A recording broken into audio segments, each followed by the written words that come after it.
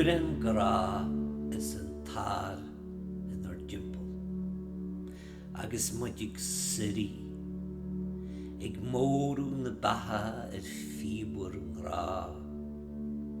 Mar bo Gra li fili na haribushe a roi.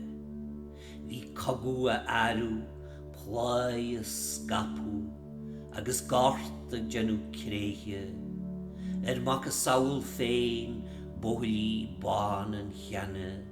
Maru a mel an chaha, tiliú dar Gleannail a gésu, a brísún na brúdjolata.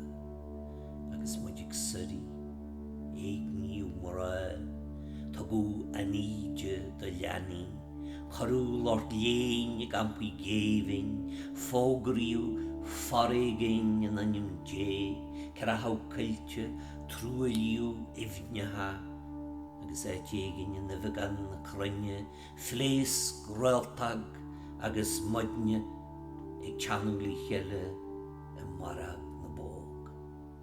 A chunni modig suri, ag móru na baha, fiobor an Ra, mar a bog Ra, li fili na haribushe, the Ra.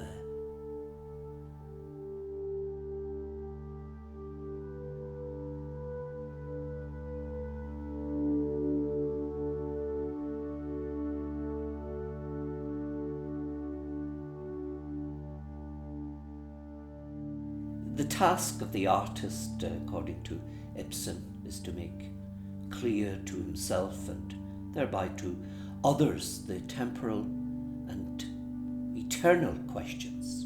In other words, the casting of light on the human condition.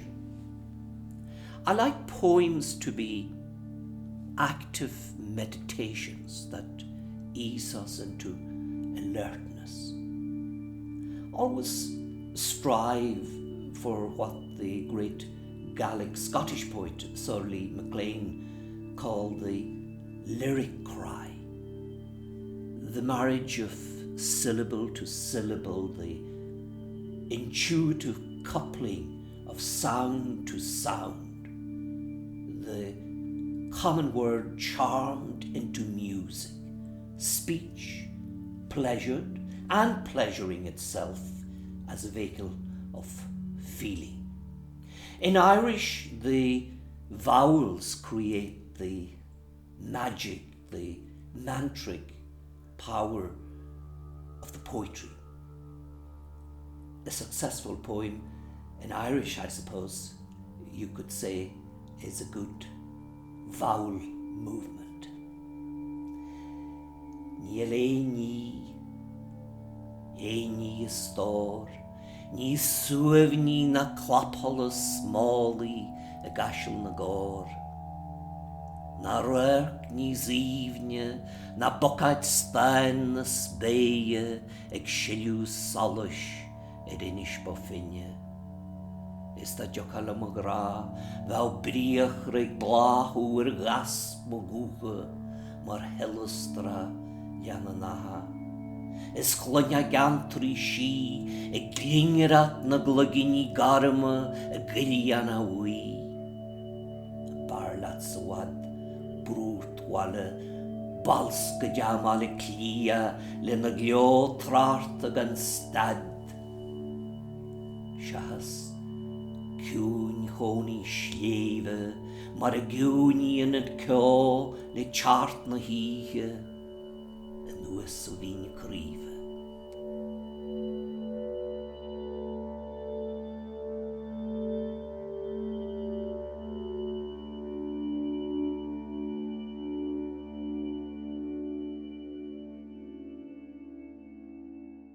Lí bris agus raibhíonn déag an nuas na mar sin, tá sé a grás agan chuireamathe ceáil agus filiacht a bheit hagann a bheit cónaíonn seo hamíní lé, Dámhlann an Ghleanna lí linn an Earagail Arts Festival, féile álainne an Earagail. Ach, an Ghleanna dar nóiad a bhar go rudí, mar a táisiad tá arin dar deilimi na bhí se. Ach, tá bontaisní bontlí sin fásta mar go ddíglinn. Pobal bhhaid níos léine, níos farsanne bhealúiste chuig na hócadí ceol seo. So cabbí eite bhfuil tú cabbí cairn den túil bhfuil cónaí ardán tá foiilte mhóród chuigean nócad ceol seo. Agus tá luair a tríolarm go bhfuil má ran fáirteáil í Maighread agus Tríona and Mícheál san ihe siamsaíochta seo.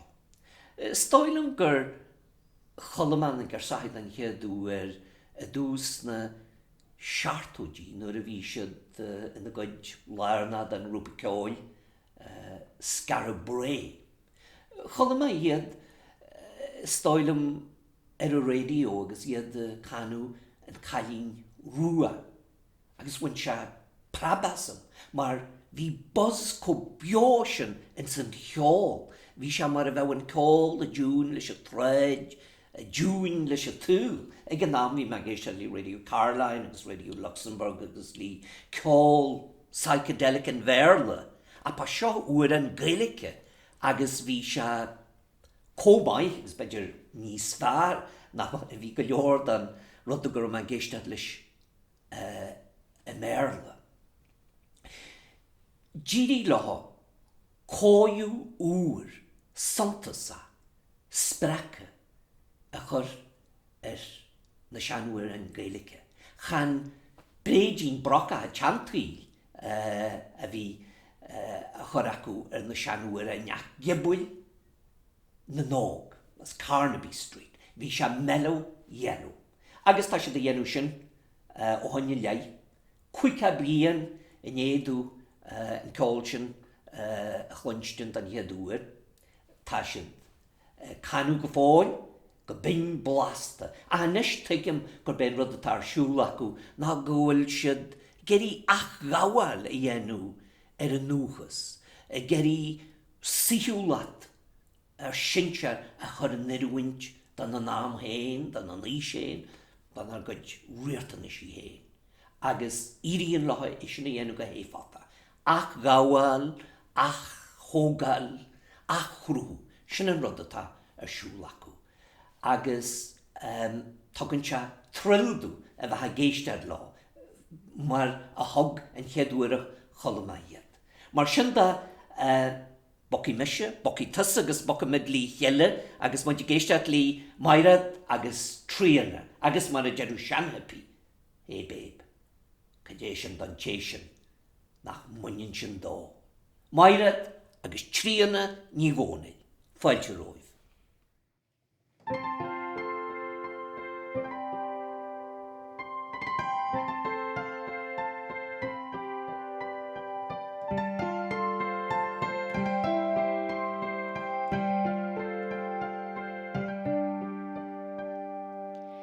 Is coiúil hís fabhrúach na mara, is grámánasa gus méliom hen, gan solas crí, gan córa carad, hágua cindó no more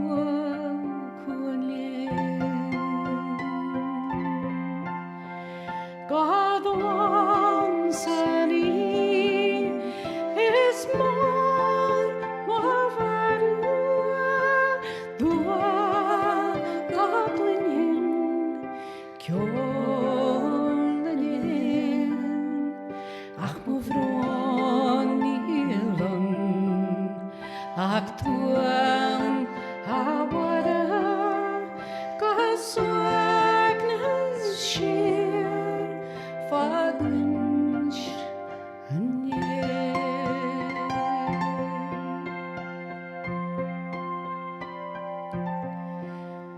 Niekum Bothy Band awara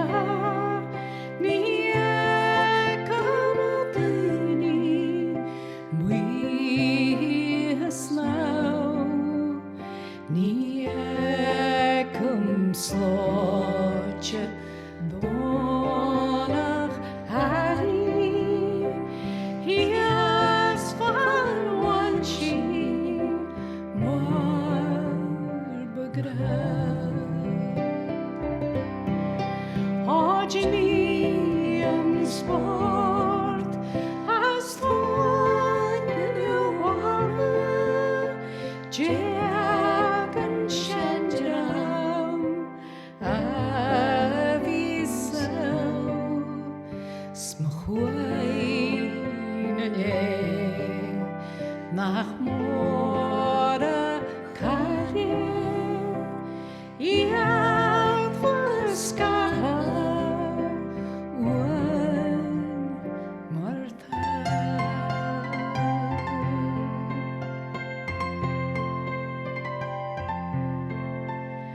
Ogra mochri Dalia Fada Kaya Mahias Favruach Natre Shaleg March Le Moadu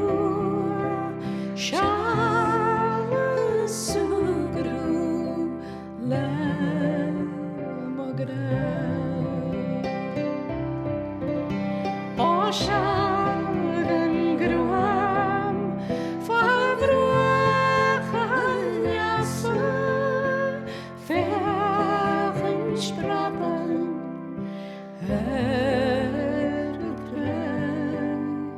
Sarin and duel nach trua nach marua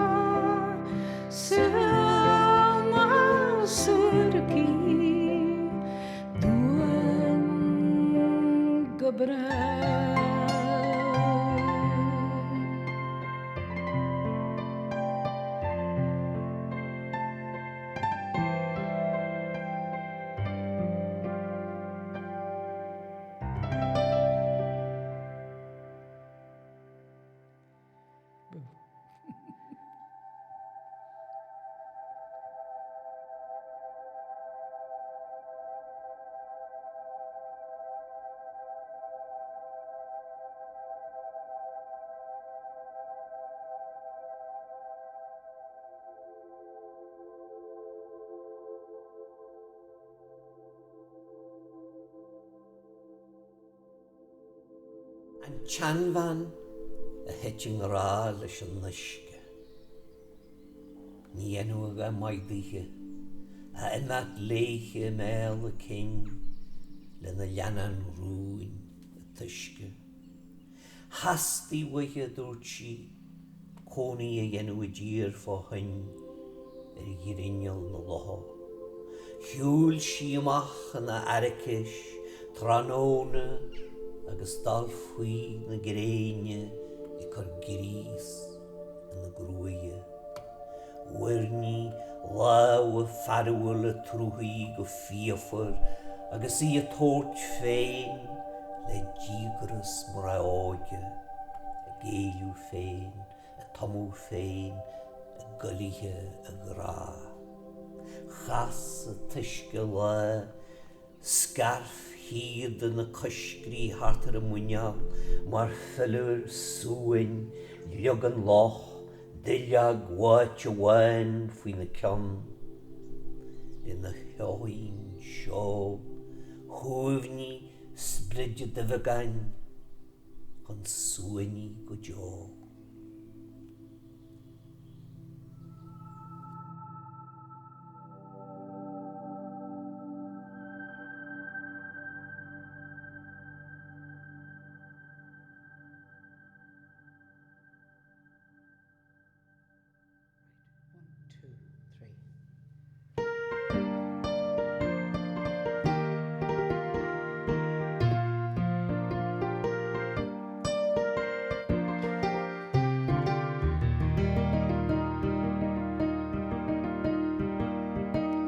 The first place that I saw my love, it was at a ball. I looked at her, I gazed at her, far above them all. But she looked on me with scorn and disdain, and the bonny wee lassie's answer was to no, come again, was to no, come again. And the bonny wee lassie's answer was to no, come again. The next place that I saw my love, it was at a wake. I looked at her, I gazed at her, thought my heart would break. But she looked on me with scorn and disdain, and the bonny wee lassie's answer was to no, come again, was to no, come again. And the bonny wee lassie's answer was to no, come again. It being 6 months after, a little lower above, when Cupid shot his arrow and he's wounded my true love. He's wounded her severely, which caused her to complain, and And she wrote to me a letter saying you might come again, saying you might come again. And she wrote to me a letter saying you might come again. Well, I wrote her back an answer for to let her know while life was in my body, sure it's there I wouldn't go.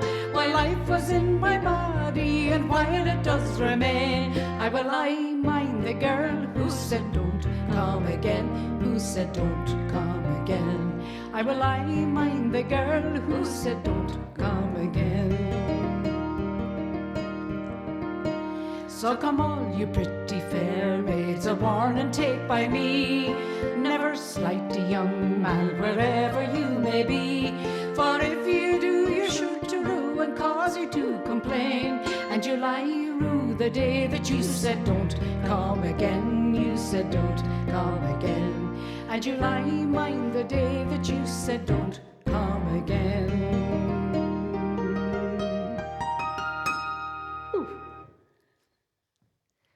Bhailim cóhrón a dhéanú libh fad a chail duine dar manú leis an virus grána seo atá a dhéanú léirsgras, lomsgras fabul a thuil a lár na huie. Tá sa gom gomhfuil se ionta dalí íri amachas dyfagan dú an dilís agus an chail a caiimiid é dhéanú, caiimiid seasú ar gasa agus na éthórt ar a túil go dearfa. Níl a artha lí déanú, caiimiid fanat ar hiú na batha agus ar hiú a talis. Altu an loi. Tá na héinetha in a núisiat, tá na bláhanna in a núisiat, a bhoscail chéin go luthara a láthair an loi, a gcórsnad seán na gile, tá muid a bártíad le na chéile sa talas, na bláhanna, na héinetha agus mé héin. Cáim iad le hiisce, le bia agus le grá, mar ba grá le mo dhéanú lá siúd a bhí fuim a chúrum. Má haila a nuin, a danig scapú a túilearú, a Jimmy Wuam cho ciúin le ceol ag síchlú. As siamra cyrime, chlún an chinúint, a súl árainn. Jeanna na córsnaí a górsna. Jeanna na córsnaí a góralom agus Hiúdaí har braid. I caintlá dearmadaí an fám a bhuaire, I caintlom héin ar an chúlráid. Cifníam ar a bhfuil mo chrá.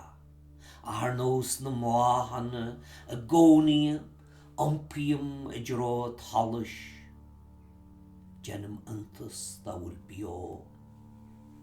Tá luinnear an áir, an ngrúis na groc, tá dain na cinúna naran lethúil a inniu agus a ascú as plúr na batha agus as púdar bácála an bhuais. Tá na héinetha in na núisiat, tá na bláhanna in na núisiat, is tá muid lig ar bhoscail chéin don le.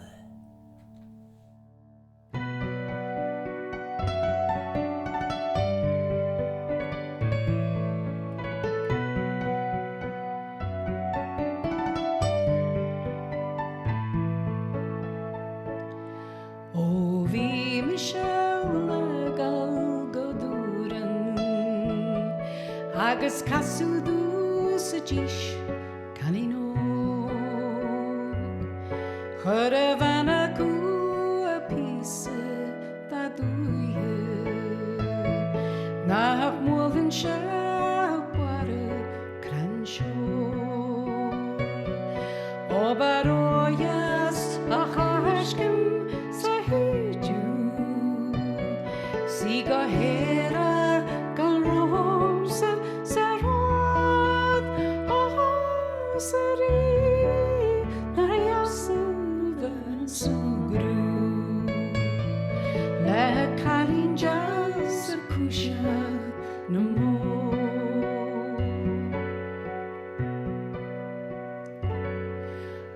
Hiúdaí ar cric agus trampan is fi crinnear ó croer amar smeg irí a túrisc ma chéad na síleagaí an chríon ma lár ó ba hívan spaias a tramónu hí an smuelach ar créu a galcáil is I bancfag a bhí agi gosíisiú hí ma chalín jas I blagan na bó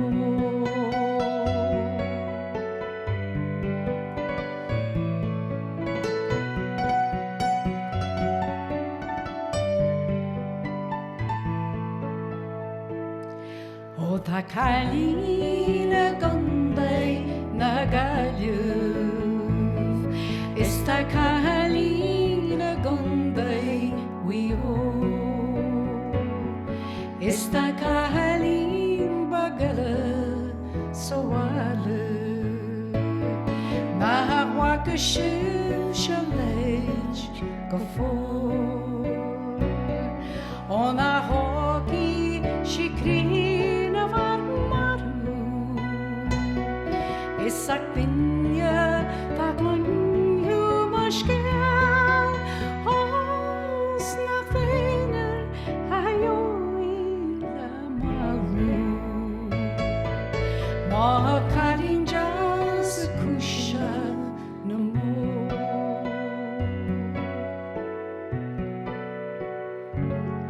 ó bhí Mícheál agal go dúram agus casú dús a díis cainó chur a bhain acu a písa da dúia nach móhann se a bhara cranseór ó baróias a háiscin sa húdú si go héra go rómsa sa rád ó sa rí na jaasa vesúgrú le cailín jas a cúise na mór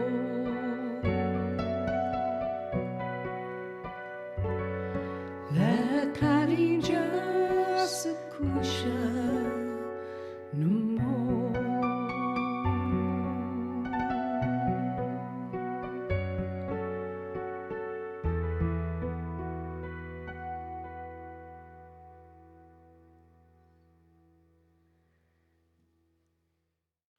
Seo dain mar gheallar a Earagail dha náide tá man na hónaí faoi Ska a cléivisin agus tá croc úsal uamhrásin a gcónaí I síniú iste ha haulaíocht agus I mo hír.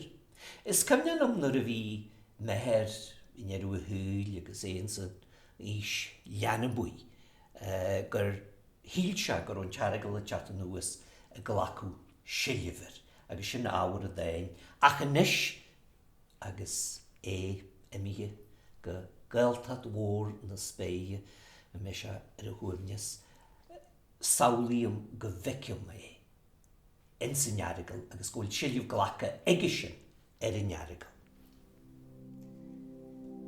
Agus tú sna blianta dearnatha cromú agus líathú na híise ag teartar de charp lacha Earagail siilifhart. Spré se dhéage banatha hartart go teán ard a grimme thóg se leis chun na Spéithe tú uair sa ré. Lín se de húla, de haulaíocht, le na líochacht, le na láidireacht, le na lunne. Dag se dihín I nglas binne. Des fésag frú ar dhearacatha de licin, scraithir de húla Dúla crotal líamháin bhín de chin ó bhain go héidean. Tránónta agus an ghrian ag faoi, loiú is salasart go sáchmaí, ag bun galáin as ghrian chloch do grúige as éver de éidean. Díri de bhríochra géir agus spíca, clocha scéri a scéir nuas a han láile fáinní ó bhalaí cráirta de haní. Déir né, chiras lí seathú, lena gún áras rúnda, lena gúchas dúr, lena bhúr dríata. Dordí se leisú chun na síríata. Na ráharcam ar a clíomhanis, stainan tasaram go sírí ó ga staran ó ga bá. Tá síomh ghlach agat ar an Earagail.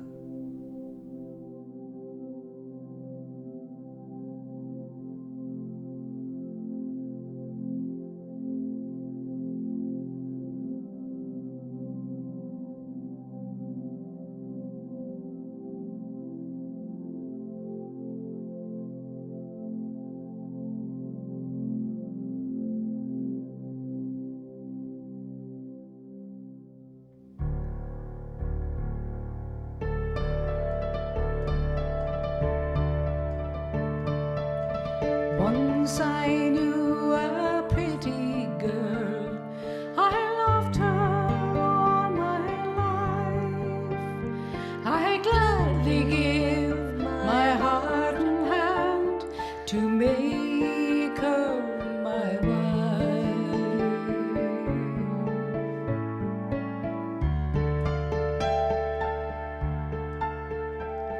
To make her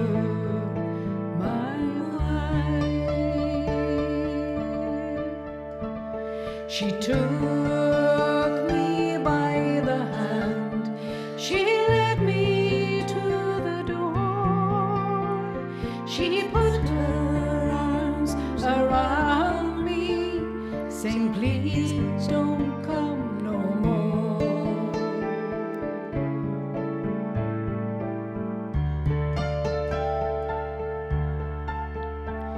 Saying please don't come no more.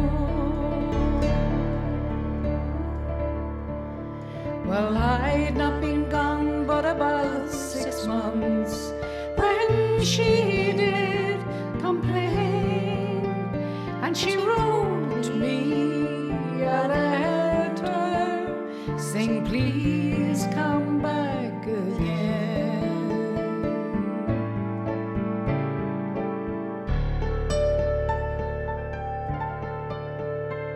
Saying please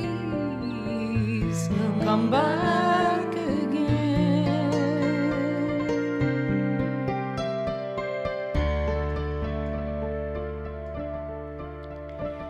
Well, I wrote her back an answer just for to let her know that no young man should venture where once he could not go.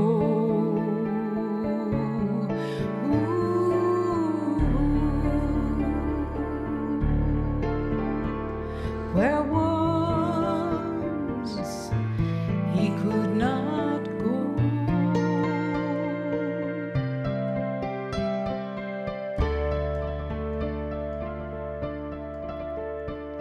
So come all you young lovers, I'm warm and take by me, and never place your affections on the green growing tree.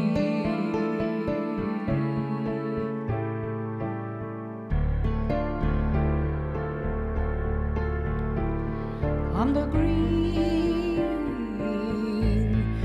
growing tree. For the leaves they will wither longer. The flowers they will decay, and the beauty of a young girl will soon fade away.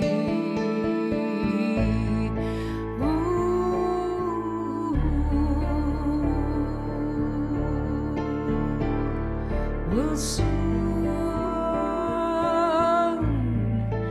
fade away.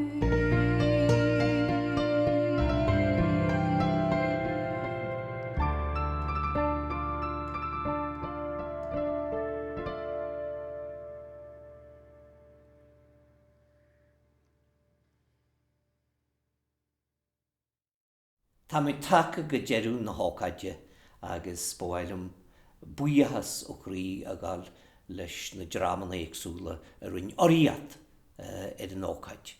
Paul Brown, stúrar, éile Álainne in Earagail, the Earagail Arts Festival, agus speisialte.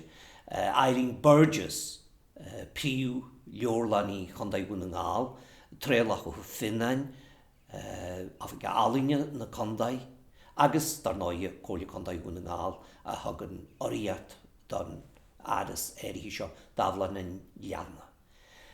Buíthe speisialte dar náide lí Maighread agus Tríona a bhí i bartííocht lom don chudim ceáil seo. Tá má fíorhuí a díomh. Guím grast an talais agus grast an cheáil aribh sé ar fad a bhíon ar gúideata i ggéisteat agus ag féhantearing. Gúrú míle maithagah.